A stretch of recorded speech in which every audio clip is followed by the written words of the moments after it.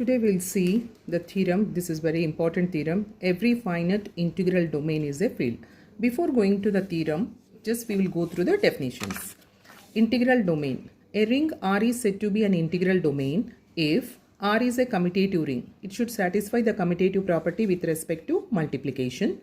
R is a ring with unity. That means multiplicative identity. One should belongs to R. R with no zero divisors. That means AB equals to 0 implies either A equals to 0 or B equals to 0. Field. A ring R is said to be a field. 1. R is a commutative ring. R is a ring with unity and every non-zero element of R is invertible. Invertible means every non-zero element should possess its multiplicative inverse. That is, for all A, there should exist B belongs to R such that AB equals to 1. This is the unit. R, every element should have unit. Unit is different. Unity is different. Unity means multiplicative identity. Unit means every non-zero element, if element gets its inverse, then we call it as unit. Zero divisors. In a ring R, AB equals to 0 implies either A equals to 0 or B equals to 0. The complete theorem of this revolves around this only. These three definitions. So let D be an integral domain. Therefore, by definition of an integral domain, we have D is a commutative ring and ring with unity. Unit element we can call it as unity is different, unit element is different, or you can call it as unity having no zero divisors. So we are taking one D, A1, A2 finite set we are taking. So here because it is an integral domain, 0 will be there, in this 1 will be there, because that also we are denoting with these letters like. So separately also we can take, there is no loss, because the ring is an additive group with it is a abelian group with respect to addition. So 0 will be there, and we are defining it as the ring with unity, therefore 1 will be there. Somewhere in this it lies actually. Otherwise we can take 0, 1, A1, A2, AN also we can take. Or we can take A1, A2 because some of the element will be 0 and 1. That in that way also we can take. In order to show that D is a field, the features we have seen. In the integral domain and the field, the first two features are same. Only they differ. Integral domain and a field differs only in the third one. So in order to show that D is a field, we only have to show that. That means it is sufficient if we show D has multiplicative inverse. For every non-zero element in D. So every element is invertible. If we able to show that every non-zero element of D possesses a multiplicative inverse, it's enough. The integral domain will become its a field. That means it will be qualified to be called as field. So for this purpose, let A not equals to 0 be any arbitrary element of D. Here also A like we are denoting by A1, A2, AN. So A also one element will be there. So for this purpose, let A not equals to 0 be any arbitrary element of D. Some random we are taking one element. And consider the set D1, A into A1. We are multiplying each element of D with A1, A2, AN. So you may ask me, why can't we with A1? A1 also we can take, because one element A1, A2, some element in the middle A will be there. So that's why we are taking out with A1, A2, AN. So D1 has n distinct elements. So we are saying that this has n distinct elements. For this, let us suppose that AAI equals to AAJ.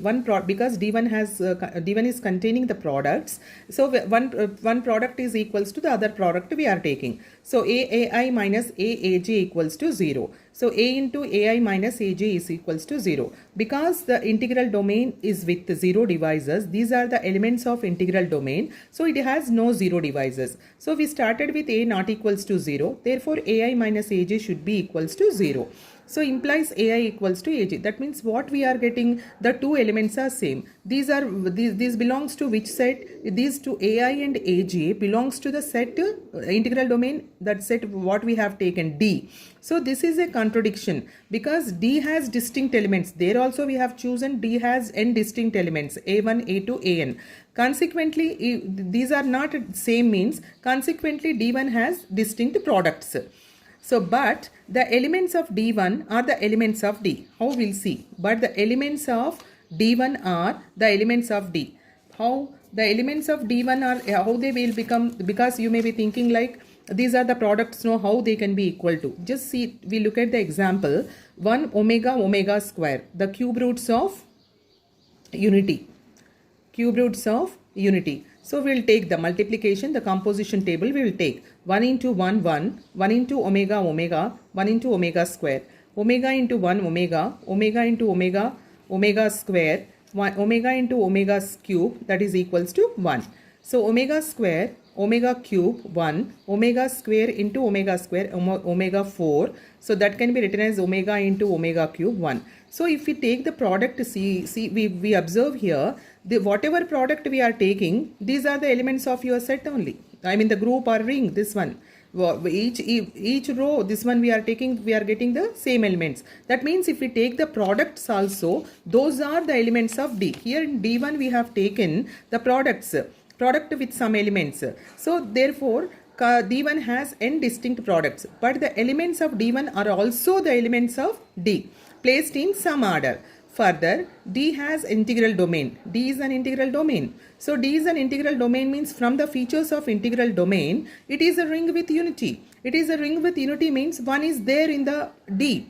That one is there in the, one will be, definitely one will be there in the D. The implies one belongs to D. So because we are saying that the elements of D1 are also the elements of D, the same elements of D, implies one belongs to D1. This implies that there exists an element B in D such that, B in D1 such that AB equals to 1, because D1 is all products we are taking. All products we are taking, A into A1, A into A2, A into A3, dash dash A into AN. So in this, we are saying that D1 are the elements of, D is an integral domain, though we may not showing it is like 0 and 1 like that, but it is an integral domain means 0 will be there and 1 will be there, because this is a multiplicative identity. So that means in this all these products, there is one lies in these products such that A into B equals to 1. Since D is a commutative, we have AB equals to 1 equals to BA. So from inverse definition, so AB equals to 1 means what? AB equals to 1 means what? So B is the inverse of A and A is the inverse of B. So that means we started with A is not equals to 0 belongs to D. So we have reached the condition that A inverse belongs to D. B is nothing but the inverse of A. A is nothing but the inverse of B. So we have proved that A inverse belongs to D. That means one arbitrary element, random, we have taken one element and we have proved that for that element inverse is existing. Implies every non-zero element. Here actually we are taking 0, 1, A1, A2 we can take. But non-zero element we are taking means we are not considering this element in the products and we are taking this one, because every non-zero element we have to prove. So 0 we can't take. That's why we are taking with A all the products we are taking. So every non-zero element possesses the multiplicative inverse. Therefore, so the D qualifies, proved all the features to qualify it as a field. So therefore D is a field. So with this it ends the theorem.